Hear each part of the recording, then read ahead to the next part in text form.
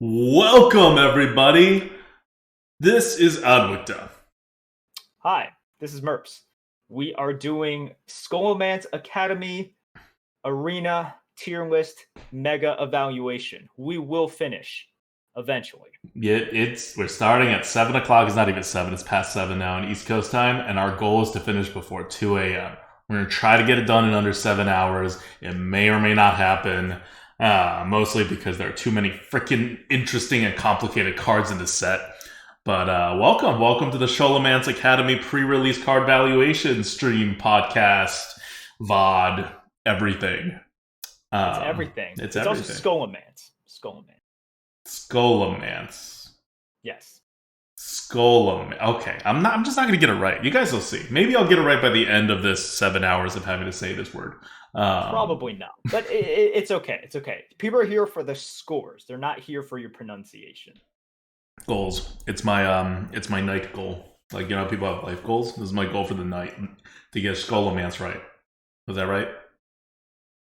Was that close to right? Continuing on. Was that like 80% of the way there? What do we want to talk about first before we dig right into the scores? Before we dig right into the scores. Oh, well, we want to talk about how the meta is. So, the meta is going to be kind of like what it is right now. Let's just start things off. Where standard is the new thing. There's no more rotations, apparently. So all Blizzard's going to do is take whatever the hell's going on in the current meta, which already doesn't have the offering bonus anymore for Ashes of Outlands. And they're just going to add this new Scholomance Academy set, and they're going to give it, presumably, a 50% bonus. We think it's a 50% bonus because in previous times they've added an offering bonus. It's always been 50% for like the last, 3 times they did it. If they go with a higher bonus, it'll skew the numbers a bit. But we're algorithming 50% right now. That's our assumption. And one thing to know is that because they're adding in a new set without taking anything away, all cards are going to be diluted a bit. So that's big. They haven't done that since they started Wild Rotations a year and a half ago. And I, for one, I really liked that change because I thought there were too many duplicate cards in the arena. Like, you don't want people to, pick a mage and then get 2 polymorphs offered every single time. Like, that's not arena. Okay. So, anything else you want to add before we head over to the meta discussion? No. All right. Well, like we normally do, transition. Like we normally do, we are going to present the 4 themes that we think will come to define the meta in Scholomance Academy in the next set. Now, we haven't played. This is happening 2 days before the release, and this is all kind of guesswork because Blizzard has a very opaque system of offering adjusts. And we don't really know how that affects the game because they don't tell us what percent of each card gets adjusted up or down by. Like, just for example, Embiggen is offered to druids more or about the same or more than most rare cards in the game. And that's an epic card. So that'll mess everything up if Blizzard decides to do something like that. And they usually come in with a micro adjust a few days or a week into the meta. So it's hard to tell. But overall, based on normal things happening, this should be the meta you're stepping into. All right. First theme. Endless cards. One thing that I'm sure everyone has noticed in Scholomance Academy, just looking through all the neutral cards and even looking through all the class cards. This isn't true for every class, actually. I went down class by class and I was trying to be like, oh, every class draws so many cards. This is not true. Shamans still can't draw cards. That's a thing. That's a shaman thing, apparently. But most classes can draw a bunch of cards, and in neutral, a lot of all classes, but like a lot of the new cards being added they add cards to your hand. You're either discovering something, you're getting a random stuff, or they just add a very specific card to your hand. And it's just going to create a lot of bulk in your hand, right? Like, look at Smug Senior. Smug Senior is one of the key common cards that's being added to the game. It's a 6 mana 5/7 taunt, death rattle, add another 5/7 ghost with taunt into your hand. That card's a 12 mana card, and it taunts.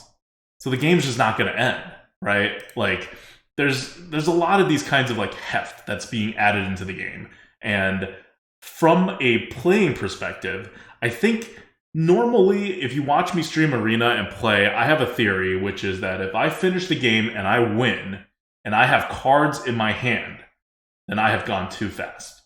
If I win, or if I lose, and then I don't have any cards left in my hand, then I have gone too fast. So what you want to do is kind of end the game at the exact time you run out of hands. That is being most efficient with all of your resources. In Scholomance Academy, I don't think that's going to be possible for most classes. I think you're just going to have an endless glut of cards, and fatigue may become a real thing in this game. If like the board kind of gridlocks, or if both players decide to keep trading instead of going face. We've been in metas before where fatigue is potentially a thing. This wouldn't be the first one. I'm thinking of metas like 2 years back. But this is certainly going to be a step slower than like even like Descent of Dragons meta and other metas that we've recently come to think of as slow.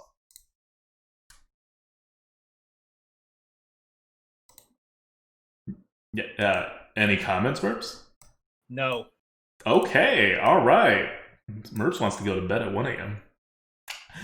Okay, so that's the first theme. The second theme is the existence of 6-drops. 6-drops are a thing. They've always been a thing. You know Boulderfist Ogre. You like Boulderfist Ogre, or you don't like Boulderfist Ogre, but he's been in the game since the very beginning, and he's your standard 6-drop. There has not been that much after Boulderfist Ogre, though. If you look at the history of Hearthstone, the mana curve kind of becomes really good at like 4, and then gets a little weird on 5, and pretty much dies off at 6, and kind of didn't exist at 7. Well, in the previous sets, between like Bone Churro Vanguard and Evasive Draconid and Rap Golem and Pick Croc and Twin Tyrant, even Burly Shovelfist, you're kind of getting this curve that's extending to 7, 8, 9. And on the 6 side, you had Evasive Worm, which is kind of a curve card, Dragon Ball Skystalker, Eccentric Scribe. Like, they're all better than Boulderfist Ogres, but they're not like that many of them. So you have a few cards. I can't even start talking about the 5s and 4s because there's so many of them. But in this set, 2 very key 6-drops are being added. One, Smug Senior, which we went over before. The other one is the Onyx Mage Scribe, which is a 6-mana 4/9 dragon. Spellburst, add 2 random spells from your class to your hand. And with those 2 cards, both curve cards, both are totally legit curve cards. Not great curve cards, but they're totally legit curve cards. You should expect everybody to curve out, not just through 4 and maybe 5, and then weird, crazy stuff happens. You should expect people to at least have the option to pretty much curve all the way through 8. And when I say curve, I just mean spend 1 turn, use all your mana, play 1 card. It doesn't sound like the most fun type of game. It feels like just kind of extending the game all the way until like the game really starts at like turn 10 or something. But that's where we're kind of headed, where you could do other fancier stuff, but every player now has this baseline of pretty much being able to hit your drops if you construct your arena deck well. 6 was a major gap before. Like, we already had 7s in, but 6 was a major gap, and 5 was a little shaky. 5, as you'll see, 5 got a little bolster, and 6 got a lot. So now we're pretty smooth. So I think that's something you'll notice in your games. Just the first half of your game is going to be a lot more boring. You're doing a great job. Keep going. All right, okay. So that's the second theme. You'll notice some 6-drops. The third theme is that the overall pace of the meta and the overall things that people are going to do in the meta, because you're going to have a kind of endless cards, and because you have this kind of curve that's like pretty smooth all the way through, but with nothing particularly super spectacular until the later part of the game. Like, what are your spectacular curve cards these days? Like Overconfident Orc, like Rusty Raider sometimes. Like, they're good, but they're not like you don't have a shielded mini-bot, you know? So the game is going to progress until the place where you're going to end up having to grind on the board. You're not going to be incentivized to hit the opponent to the face because they have 30 health and you have no reach, because this set added basically no reach in the entire game. The only direct damage card that's added in this entire set, and I'm pretty sure this is a record, the only direct damage is 1 Shaman card that deals 2 damage. There is no other direct damage card in this entire set, neutral or class cards. So that's pretty crazy. Clearly, the designers of this set did not want anybody to really be going face. They wanted people to be on the board, grinding it out, battling it out with between your hand and the spells and the board, and then someone gets an overwhelming advantage, and then maybe someone totally flips the board. Like, it's going to be a back and forth on the board. It's not going to be rush you down and finish you off with reach. It's not going to be create a big swing and then go face. Like, you can do that, but that's going to carry a decent amount of risks because there's still the big swing cards in the game, and you can get wiped off the board, and then your opponent could do it. So the safest bet, and I say this knowing that there's like a 15% chance this is going to be totally wrong, because, okay, so the safest bet is going to be to grind the board as your main strategy. Caveat, we saw what happened with Ashes of Outlands. Demon Hunter was the one class capable of aggro. You go back, you watch our video, we said repeatedly, Demon Hunter is the only class in this meta that's capable of aggro. Every other class has to play nice and slow. And then Blizzard made Demon Hunter absurdly powerful. Every other class you faced, if not more than that, in the arena was Demon Hunter, and the meta was pretty damn fast. You can't account for that kind of stuff. I'm just saying, normally this is going to be a grind the board meta. Demon Hunters are still fast. Sure, they nerfed every single one of the Demon Hunter cards worth a damn, but Demon Hunters are still fast, and they're getting a lot of good cards in this new set that may or may not get nerfed. But if Demon Hunters dominate the meta again, I don't know, maybe this becomes a fast meta. But outside of Demon Hunter, and potentially, okay, we're gonna stop there. Outside of Demon Hunter, I think we're good. Okay. Great job. Yeah. Fantastic. Great. Awesome. Great is the word of the video right now. Great. Keep going. Okay. So, one more point about grinding the board. Demon Hunters and Warlocks now heal. Like, that's one of their new class things, where they have cards that put heals in their deck, and it draws, and then the soul shards heal you for 2 health. So that's also going to extend the game a bit. And we talked about Smug Senior. Like, there's big taunts in the meta. It's all going to be very grindy, right? Okay. Finally, and I don't want to emphasize this too much because this is the obvious one, but a theme of the Scholomance Academy set is going to be spell management. Spell management meaning managing your spells. And I say spell management, not like play your spells or have more spells or draft powerful spells, because you're not going to get offered all that many spells. The arena offering rates are not like, it goes through periods, right? Like, sometimes Blizzard's really generous and everybody gets like crazily good cards, and then other times Blizzard's less generous. Like, right now Blizzard's in one of their less generous periods, and cards are kind of normal. Like, you're just not being offered a ton of the power level overall in the arena is down compared to where it was for like 6 months before that. And so you don't have that many spells. You have some very powerful spell bursts. So you have to manage it. You have to be able to use your spells at the right time. Now, I don't want this to get overemphasized because there's not that many Spellburst cards, cards. There's not that many Spellburst cards. So you're probably going to have like 1 or 2 of them in your deck. Like, this is not going to be, it's not like dragons, right? You guys remember Descent of Dragons, when everybody just like auto-drafted 8 dragons because they were the best cards and there were a ton of dragons. You're not going to get like 8 Spellburst cards in your deck because there are no Spellburst cards outside of this set, and Spellburst cards are like okay overall. Like, they're good, but they're not like super dominatingly amazing.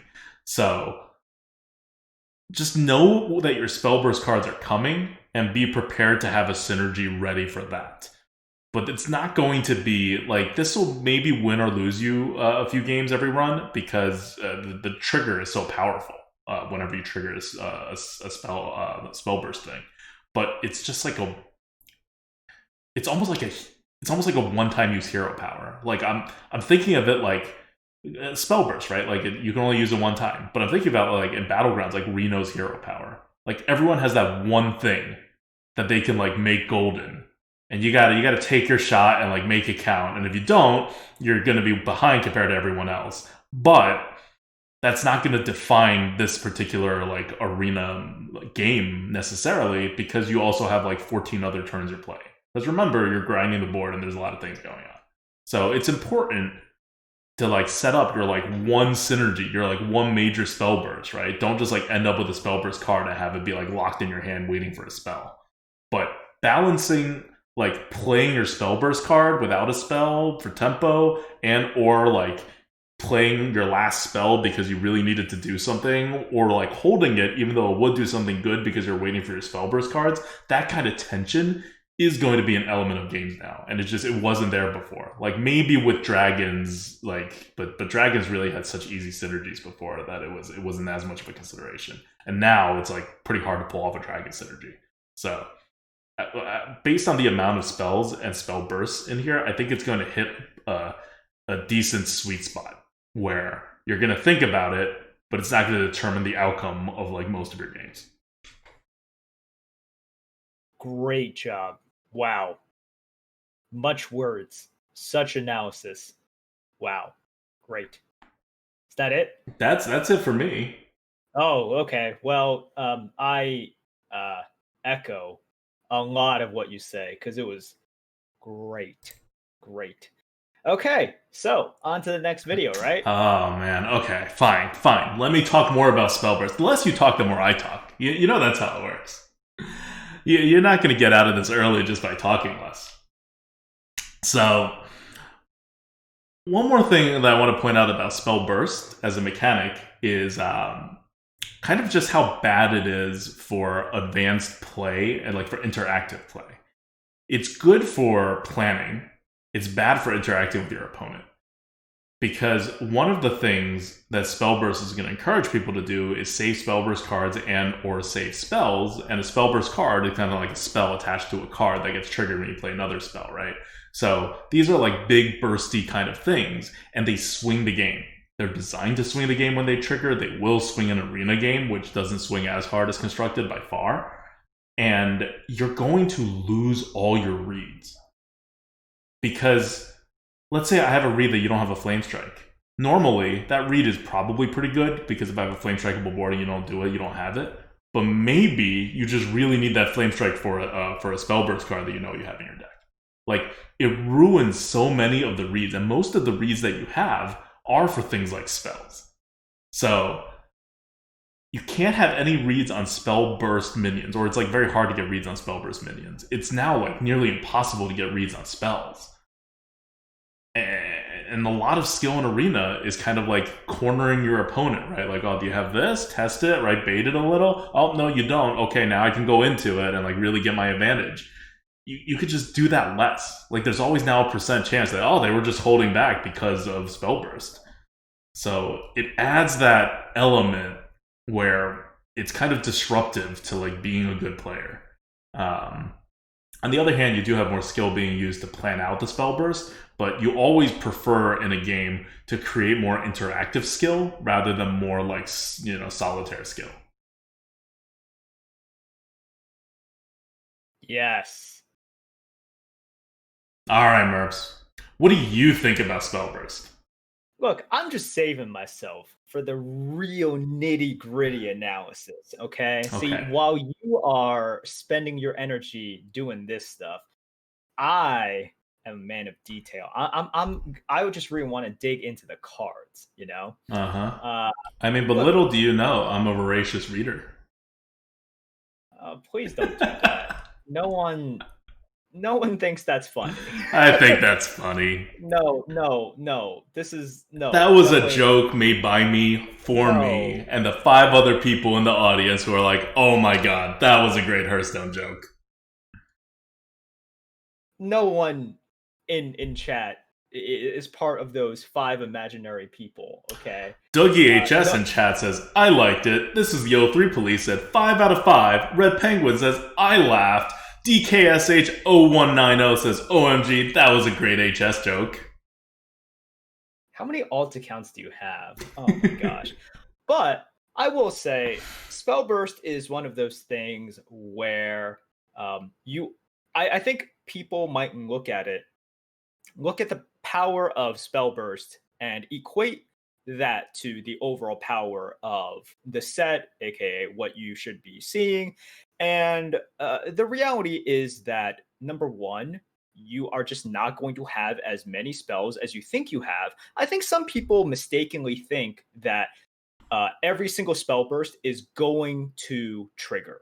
And especially with some cards that are high mana cost, such that you can't really play it and play a spell in the same turn. And even when you can, do you want to? Yeah. Like that's a thing. So there's layers to this. Number one, you have to consider small spell burst cards or spell burst cards that only give a small-ish advantage whenever you cast a spell burst. Sometimes you don't want that spell burst because you want a bigger spell burst. Number one. Number two, bigger spell burst cards, you have to get past the first hurdle, which is can you even play a spell because of the cost of the giant spell burst body? And then, do you want to cast the spell? Because sometimes there's like, for example, a removal spell, and you're just like, okay, well, all they have is a 2/2 on their board. Yeah, I get the advantage of the spell burst, but then I get the disadvantage of using my premium removal on a stupid 2/2, so I'm not really gaining. It's not really a net positive for me. But then you're introducing the risk that they just remove your minion the next turn so that you're not able to trigger the spell burst at all. And all these factors put together, I think a lot of people are looking at the spell burst and almost thinking, oh, this is a guarantee. Yeah. It's going to happen. Like for example, the Onyx Mage Scribe, they immediately think, oh, okay, so it really is just that body plus 2 random spells. They look at it in the same way people look at Cobalt Spellkin, Oh yeah, of course, I just get the 2 cards, obviously. Yeah, Cobalt Spellkin loses like 6 stats for it, but this new card, oh my god. So that is one thing that you really have to keep in mind, and I would say that that's something that the algorithm is really good at doing. And it's something that, as human beings, we're bad at kind of thinking about, okay, well, how many spells are you going to get? How many are going to be in your hand at any given time? And do you actually want to use the spell? Because the spell burst might be good, but if you're using your spells inefficiently / when you don't want to, that's really bad. You're not really gaining anything out of it, right? You use the polymorph on a 2/2, or you use the fireball on a 2/2. That's a huge negative. So any positive you gain from the spell burst, all it does is balance it out, maybe. So these are things you really have to consider, and I think it is easy to get lost in the hype of spell burst and be like, wow, this expansion is crazy. Yes, but no. And this is why I'm guessing, put spell management at the very top. You will not be able to activate all of your spell bursts. You won't be able to activate quite a few, like as much as you would potentially like. And so what this does is it makes some of the scores perhaps surprising to some of you guys, but it is what happens. And especially with a card that is very expensive and has spell burst, the algorithm knows that, like, oh, hey, there's actually a pretty decent chance you will not be able to get the value because you either can't or you just don't want to. Like, it is just a bad thing. So things to keep in mind, and it sort of to temper people's expectations of spell burst, because looking at all of the hype, I think some people really are just being like, oh wow, this is just like, it's just something that is, it might as well be a slightly delayed battle cry. It's gonna happen. It just might not happen immediately, but it will 100% happen. It won't like happen as often as I would say 90% of the people think that's going to happen. Yeah, and the algorithm is especially good at these kinds of stuff now, because in June we totally upgraded the weighting system where the penalties for whether a card stays in your hand, whether it's playable, not yet playable, not playable at all because there's a mana problem, or you're just choosing to wait because you'll find a better situation, that logic got so freaking advanced. And then this comes along. We're like, it's perfect. We can totally do this. And the algorithm came back, and it was like, you know what? You're gonna be. It's gonna be a lot of pain I wouldn't characterize it like you won't have enough spells to trigger your spell burst. I would categorize it more like you'll have the spells, but you'll sometimes just want to use the spell, even when you can't play the spell burst minion yet, or you don't have it in your hand yet. Like, you'll just, because you have to play cards. Like, yes, the grinding the board element with all the taunts and the, like, you know, normal, like, thing that's happening on the board and the lack of reach and the decent healing, like, that's going to give you a little more space to be able to put together your spell burst combos. But this is still the arena. You still don't get, like, that much space. If you don't have it, you're just, like, drawing another card every turn trying to hit it, right? Or, like, if you need 8 mana and you're at 6 mana, not doing it for 2 turns, like, that's terrible. Like, you don't have, like, these things that's like, oh, I heal my whole entire health back, or, like, whatever stuff you can do in Constructed, right? Like, you're using up your other resources, and it's really having a cost to be able to wait for these combos. And the algorithm very intelligently knows the cost. It knows your odds of hitting it. It knows if you already have it. It knows if you have to wait before a particular turn that you can play 2 pieces at once, or the risk that you incur by playing the Spellburst minion first and then hoping it lives a turn, and then you can play the spell, like all that stuff. So yeah, and also something that I see people discussing right now, and people have been discussing for a while. They're like, "Oh man, coin is amazing now." So coin still has the problem that I talked about. You still want to use the coin during that time. So here's the thing, right? There is one card coin is very good with. 2 cards. Yeah. Well, so one of the problems is people look at it and they're like, "Oh man, like it works with every spell burst." The thing is, if you're not using the coin effectively, once again, you're canceling out any sort of benefit, at least a good chunk of the benefit, because coin is not nothing. Coin is like, you know, you're looking at a pretty valuable tool for the second player. So if you're not using it well, and you're just trying to use it to trigger a spell burst, once again, you're not really coming out ahead. And sometimes all you're doing is coming out even, because with the coin, you should be gaining tempo. You should be gaining something, not just the spell burst. Yeah, like you don't want to like play a 1-drop, then use the coin to get the spell burst on it. Like, you have to do something with your other mana if you're going to do it, right? Or you play it, and then next is your turn too. Maybe use it to put a 3-drop out, but then you need another 3-drop. Yeah. Like the turn after. So, once again, don't go crazy over Spellburst. Is it powerful? Are there very powerful abilities attached to it? Yes, of course there are. But temper your expectations, and at the same time, just think about the cost of it. I think people are just going a step too far in kind of looking at every spell burst. And it's like, well, okay, I'm going to activate this. I'm going to activate that. You can't activate everything. And a lot of times, even the stuff that you want to save up for and activate, you won't be able to. Think of it this way. Even in the most synergistic meta, so like dragon synergies and the Descent of Dragons meta, sometimes you're just forced to play stuff without the synergy. And let's face it, everyone had a butt ton of dragons and dragon users in their decks. Yeah. Spells are not like that. You do not get to draft that many. So, or sure, you could just draft every spell and then your deck sucks. Your deck just like blows because you're drafting all of these really bad small spells, of which there are a ton of now in every single class. So that's where we're at. Not to put a damper on everything, but I do want people to take this in mind when they look at something with Spellburst and it's like, why is it not insane? That's why it's not insane. All right. Anything else, or are we done with the first video? You talked. I'm happy. I'm ready to end the video. So why don't we give some shout outs before we end our first video in this preview of Scholomance Academy cards? Okay. First, I'm just going to give shout outs to the people that got here very early on, to those of you in Twitch chat right now. Also to our mods, thank you so much. And everyone watching on YouTube as well. We appreciate you guys. We appreciate not only your interest in us, but your interest in Hearthstone and Arena specifically, to keep this to keep this mode alive. And yeah, that's it. So thank thank you guys for watching, and stay tuned for the upcoming 7 hours of content. Woo! Okay, stay tuned. We're going to go to the top neutrals next. See you guys.